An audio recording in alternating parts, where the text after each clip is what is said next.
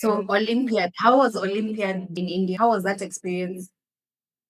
It was a good experience. We good colleagues. The Yeah. national, it was just vibes.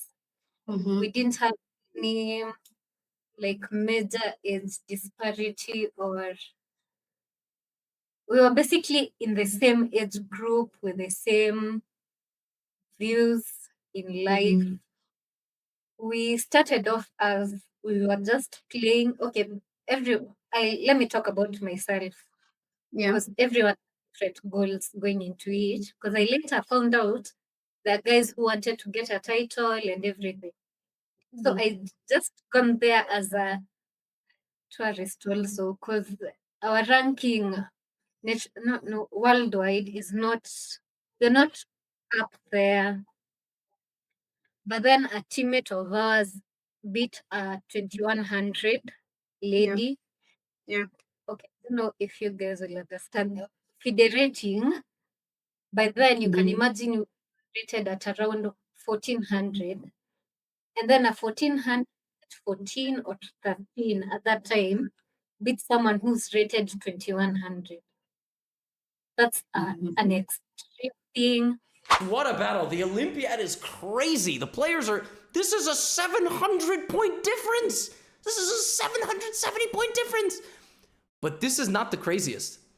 This is the craziest, in my opinion. Cynthia Awino Obondo from Kenya versus Alessia Mihaela Siolacu. I know Ku is like, it's from Romania. I probably mispronounced it. But 1439 versus 2163. And the game was just very chill. I mean, White played the Kali system, the Indian game, Black played Double Fee and Keto. And I mean, not a whole lot going on from the opening. Black better, for sure, right? And now Black is going to kind of do the higher rated thing, which is, all right, I created some imbalance. Like, let me try to win this game. All right, this is what I have to work with. White has an isolated pawn in the center. Not a whole lot, like, way to advance it. So Black's just going to slowly take the game over, even allowing the damaging of a structure to get the C file, get the B file, right? And Rook C1, and what is White doing? White's just playing. Like, White's at the Olympiad, dude. Like, I'm just going to enjoy myself, right? Knight D5. Black's got nice position, but it's anything but over. Bishop B2, Rook B8, and now problems are coming. First of all, the pawn might fall, right? So the pawn falls, takes, Bishop D5, and the following position, where Black is just a clean pawn up. White has irreparable damage near the king. We have Queen C2, E5, Queen C3, and all of a sudden, some questions being asked, right? Rook C8, Queen B2, just hanging on, no checkmate. F3, White is defending, all right? White is worse, but White is defending. It's like in sports. You're losing, you don't just give up, you just keep playing, right? Black has to win the game. King G2, King G8. Black doesn't like the pin very much and tries to play for E4. White blockades. So now what? Rook D8, Rook E2. Black is just not going away, all right? Black's just not going... Wait a minute. Sorry, White's not going away. Now you kind of look at this, you're like, what is Black's next move? What is Black going to do? Well, Black tries to, trade the queens. And blunders on move 38. Because you needed 2 more moves to make the time control. Rook D2! Oh my goodness! And if you take the queen, it's a Zwischenzug. It's Rook D8 check first. So now Black is... What is going on? Is Black lost? I mean, is Black completely lost? Maybe not. Oh my goodness, Rook takes D2. No. Queen D2. If Queen D2, there's E3. So Black actually has a rook and a bishop and a pawn for the queen. Black is losing, but not completely losing. Rook D5. G4 preventing Rook H5 mate. You can't take the pawn because Rook H5, but Queen A7. Oh my. White has been granted a queen. White just has a queen. Rook D7 back. Queen B8 check, King F7. White is probably still nervous, by the way. White's like, wait, I'm winning? What is going on? This is nuts. Black now plays E3, and all the advantage is gone. So what White had to do was continue to give checks. And the way to win this position, after something like here, for example, you had to bring your king.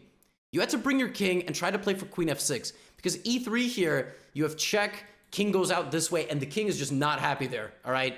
king can go here, but you lose the rook. So you had to bring the king, but by giving too many checks, suddenly the pawn is too far and black is threatening to win the game.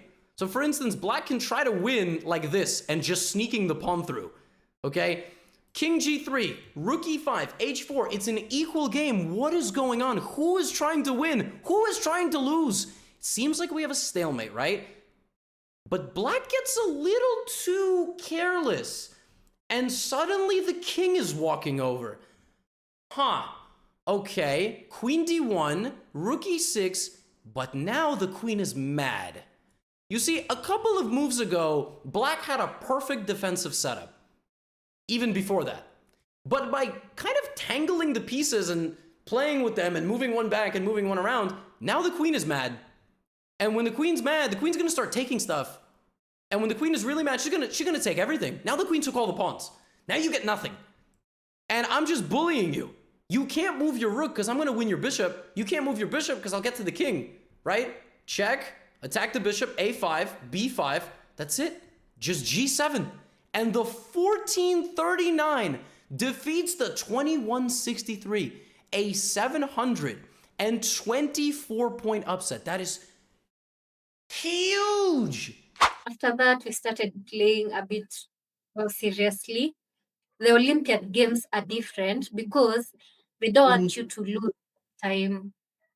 So at move 40, you each get an additional 30 minutes on top of the 1 hour 30 minutes.